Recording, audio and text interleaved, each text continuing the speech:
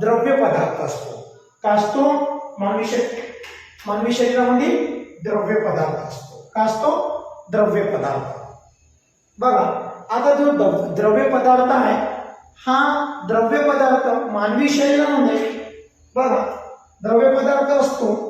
बघा मेल मध्ये आहे 60% द्रव्य पदार्थ, फिमेल मध्ये आहे 70% द्रव्य पदार्थ आणि छोट्या बालकामध्ये असते 90% द्रव्य पदार्थ. बघा मानवी शरीरामध्ये असणारा द्रव्य पदार्थ बघा मेल मध्ये 60%, फिमेल मध्ये 70% आणि छोट्या बालकामध्ये किती टक्के असते? 70%. हे का असते? द्रव्य पदार्थ.